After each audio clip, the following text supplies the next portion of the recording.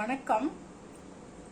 நம் நாட்டின் ஜனாதிபதியாக இருந்தவர் அப்துல் கலாம் ஐயா, டாக்டர் அப்துல் கலாம். அவர் திருச்சியில் இருக்கிற கிறிஸ்டின் காலேஜில் தான் படிச்சிருந்திருக்காரு. படித்து பெரிய சயின்டிஸ்டாக இருந்தார். அதுக்கப்புறம் நாட்டின் ஜனாதிபதியாகவே ஆயிட்டார். இந்திய நாட்டின் ஜனாதிபதியாகவே இருந்தார். கிறிஸ்டின் காலேஜில் படித்தவர் தான் நாட்டின் ஜனாதிபதியாக இருந்தார். அது மாதிரி புரட்சி செல்வி ஜெயலலிதா அம்மா இரும்பு மனுஷின்னு சொன்னாங்க, இரும்பு பெண்மணின்னாங்க, சிங்க பெண்ணுன்னாங்க. அப்படி போற்றப்பட்ட அந்த அம்மா யார்? சர்ச் பார்க்குன்ற கிறிஸ்டின் ஸ்கூலில் தான் படிச்சிருந்துருக்காங்க. அவங்க படித்து தமிழ்நாட்டின் முதலமைச்சராக 2 பீரியடு இருந்துட்டாங்க, ஆட்சியில் இருந்தாங்க.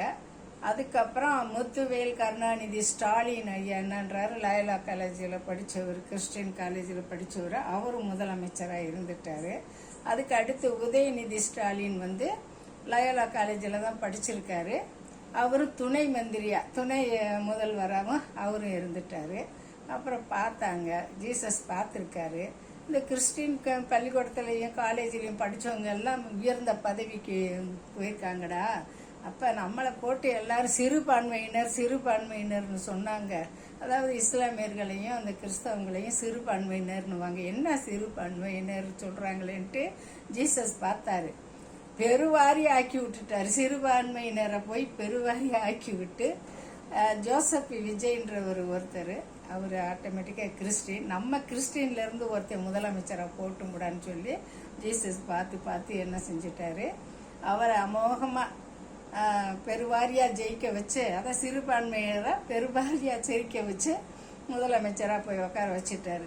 ஜீசஸ் நல்ல வேலையை இவர் செஞ்சுருந்துருக்காரு. நம்ம எல்லா தலைவர்களும், நம்ம நாட்டில் உள்ள எல்லா தலைவர்களும் சரி கிறிஸ்டின் ஸ்கூலில் படிச்சிருக்கணும், இல்லைன்னா காலேஜில் படிச்சிருக்கணும்.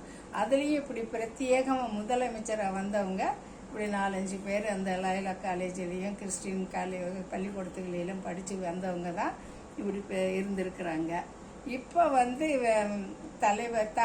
தலைவர் விஜய் தனிச்சு நின்று அவர் அதிகமான ஓட்டுகளை வாங்கி இன்னைக்கு மெஜாரிட்டியை காட்டி சட்டசபை கோட்டையில் போய் இன்னைக்கு பதவி ஏற்றுக்கொண்டார். ரொம்ப மகிழ்ச்சியாக தான் இருக்கும், ஒன்றும் பிரச்சனை இல்லை. இது யார் செஞ்சுருப்பாங்கன்னு நான் நினச்சி பார்த்தேன். ஜீசஸ் தான் செஞ்சுருப்பாரு. எல்லாம் நம்ம ஸ்கூலில் படித்து எல்லாரும் பெரிய ஆள் ஆகுறாங்க, நம்ம ஒரு பயலை அப்படி தள்ளி விடுவோம் பெரிய போஸ்ட்டுக்கு அப்படின்னு சொல்லி அமோகமாக ஜெயிக்க வச்சு பதவியில் வச்சுட்டார். இந்த பதிவு பிடிச்சிருச்சுன்னா லைக் பண்ணுங்கள், ஷேர் பண்ணுங்கள், சப்ஸ்கிரைப் பண்ணுங்கள். நன்றி, வணக்கம்.